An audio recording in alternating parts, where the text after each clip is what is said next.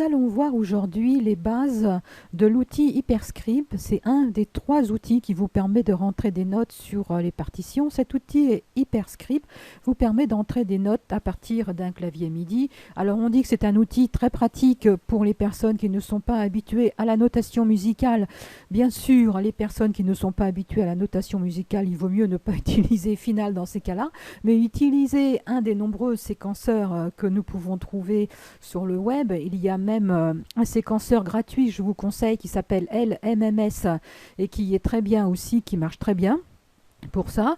Mais cet outil Hyperscript, c'est aussi très pratique pour un gain de temps. Il faut savoir que ces 3 moyens d'entrée des notes, vous n'allez pas en utiliser qu'une seule et en fonction de votre besoin, avec l'expérience, vous allez utiliser soit l'un, soit l'une. Alors maintenant, nous allons créer rapidement notre partition quatuor, par exemple, pour commencer à rentrer nos premières notes. Je vous invite à voir le tuto précédent, le tuto 1C, avec les détails de création de partition. Donc voilà, là on va aller vite, je vais rester en Do majeur. 4-4, voilà, donc c'est Final qui crée la partition et qui insère même les bons instruments. Donc pour des besoins de formation, nous allons garder les instruments de base. Faisons aussi un court récapitulatif. Si vous avez un souci technique, je vous invite aussi à voir le tuto 1B. Par exemple, si vous n'avez pas de son du tout, utilisez ce menu-là. Regardez ici dans Configuration audio. Faites attention à bien avoir le driver de votre carte son externe et surtout ici que vous ayez bien utilisé votre carte son externe pour utiliser vos haut-parleurs qui sont branchés sur cette carte son. Si vous n'en avez pas, passez sur votre driver de système audio interne. Si vous n'entendez rien aussi, regardez ici si vous utilisez des instruments VST ou MIDI. Donc en l'occurrence là maintenant je vais utiliser du MIDI. Toujours pour le MIDI, si votre clavier ne fonctionne pas, regardez aussi la configuration MIDI. Donc là je suis en USB, mais faites une détection automatique. Normalement votre clavier devrait être détecté automatiquement ici. Si vous utilisez des instruments VST, pensez aussi à dire à Final où aller chercher les DLL. Donc c'est là, gestion des plugins, voilà. Surtout mettez bien vos plugins actifs et inactifs au même endroit pour pouvoir les voir dans votre gestionnaire de partition. Et si dans votre gestionnaire de partition vous ne voyez rien, regardez ici dans configuration des instruments VST. Faites attention que vous ayez bien mis ici votre instrument VST. Bon là je vais rester sur Arial Player et dans la fenêtre des instruments, terminons notre récapitulatif rapide. Ici vous devriez voir votre périphérique VST et ici vous devriez pouvoir rentrer dans le gestionnaire de votre VST pour pouvoir travailler les sons et sélectionner les bons presets si besoin. Bon, maintenant nous allons commencer à enregistrer nos premières notes avec l'outil Hyperscript. Alors à la base, déjà j'ai configuré des choses tout simplement pour vous montrer Hyperscript dans son fonctionnement et nous irons voir après dans les menus en détail. Enfin, pas trop en détail quand même parce qu'il y a beaucoup de choses et ça mériterait de faire un tuto rien que pour cet outil-là, voire même carrément un atelier avec plusieurs vidéos. Mais nous irons voir dans les menus les premières choses qu'il faudra régler.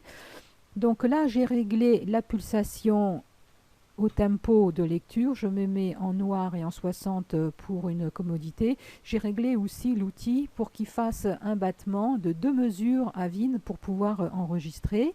L'outil Hyperscript se sélectionne en cliquant ici sur le petit clavier et là vous avez le menu que nous irons voir tout à l'heure. Ensuite, pour commencer l'enregistrement, donc bon, je vais faire un enregistrement un peu plan-plan comme on dit, un peu niais, mais bon, c'est pour la formation. On va commencer par se mettre sur la première mesure et hop, c'est parti.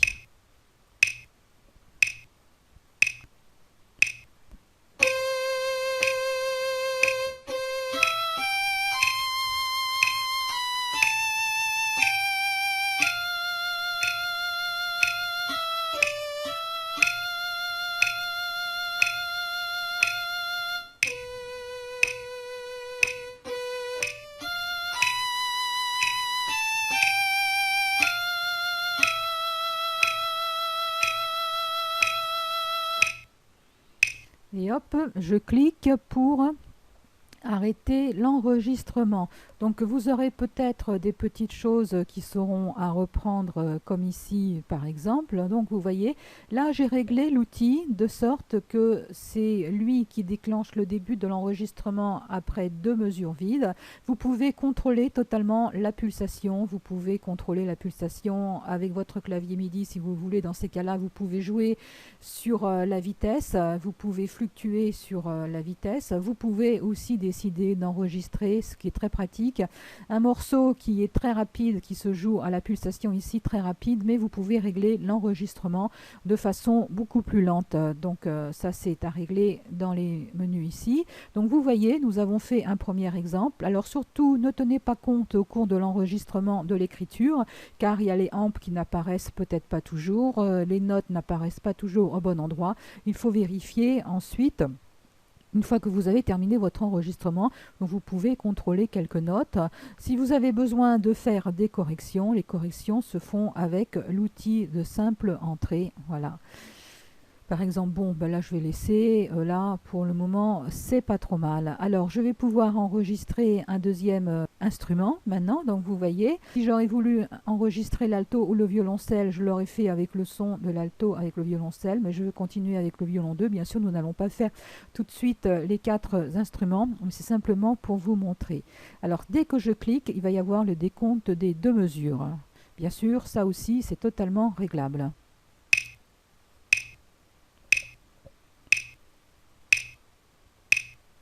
3, 4 et... Vous pouvez entendre l'autre partie qui joue aussi, très pratique.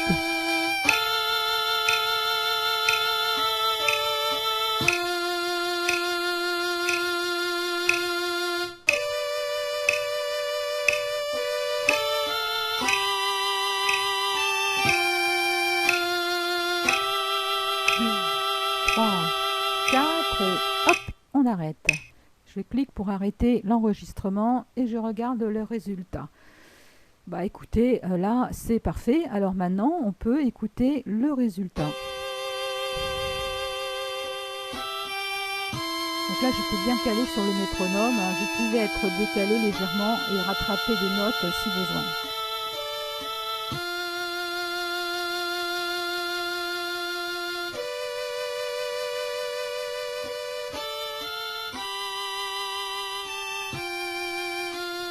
Voilà.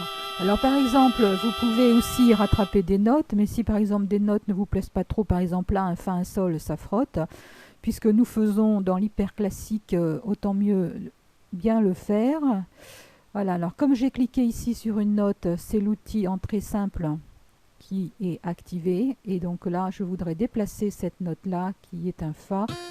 Comme j'ai un sol en haut, pour que ça ne frotte pas, hop, je vais mettre un si.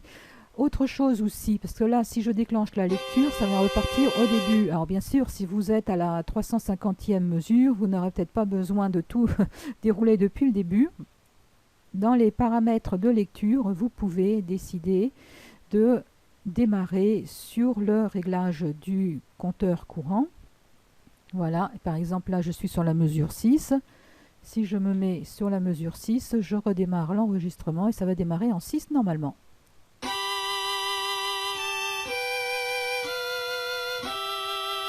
Bon voilà, le si ça frotte un peu moins et ici j'aurais plutôt voulu mettre ça en croche.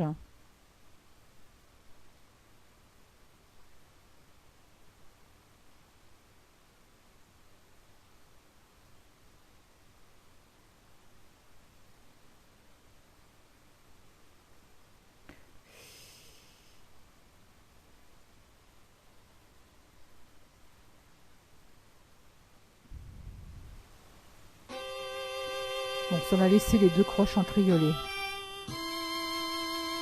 Donc du coup ça m'a mis un silence. Bon, le but n'est pas ici de faire la composition, le but c'est de vous montrer les manipulations de base de l'outil Hyperscript, les enregistrements. Bien entendu, si ici vous aviez des outils VST dans le gestionnaire de partitions, vous auriez pu travailler avec les sons de vos outils VST. Si vous voulez démarrer un enregistrement, par exemple le violoncelle maintenant, il faut ici bien vérifier que vous avez un bouton rouge qui est allumé. Ça va être la piste qui va être enregistrée.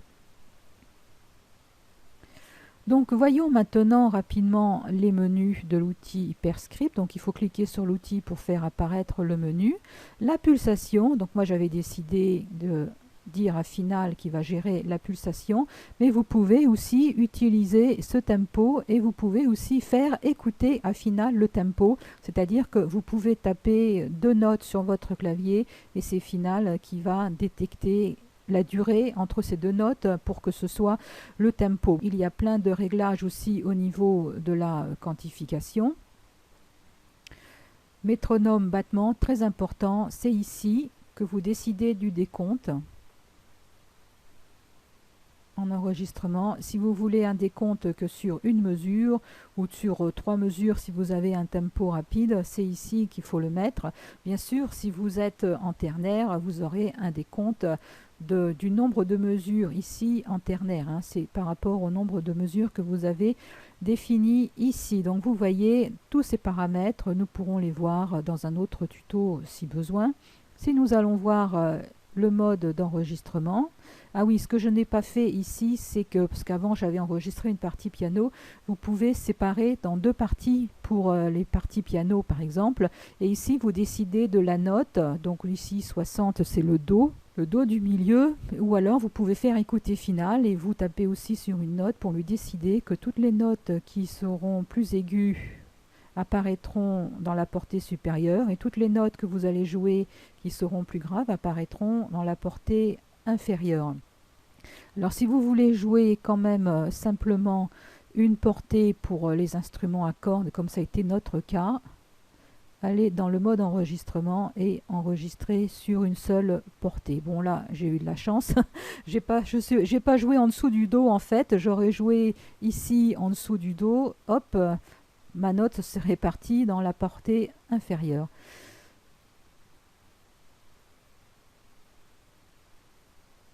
Alors aussi, vous pouvez régler aussi tout ce qui est ici les quantifications, c'est-à-dire que vous pouvez définir la note la plus petite et Final va se caler. Tout ça pourra être vu dans un autre tuto. Ou alors le mode de transcription aussi pour les instruments avant, par exemple, comme le cor en fa ou une flûte en si bémol. Alors nous pouvons maintenant améliorer un peu la présentation de notre partition. Vous voyez, il y a des choses ici que vous pouvez modifier. Nous allons voir comment mettre des noms à vos instruments ici et des noms pour les autres portées pour avoir une bonne présentation et faire une impression papier. Là aussi, nous verrons les outils de base. À la prochaine vidéo. Au revoir.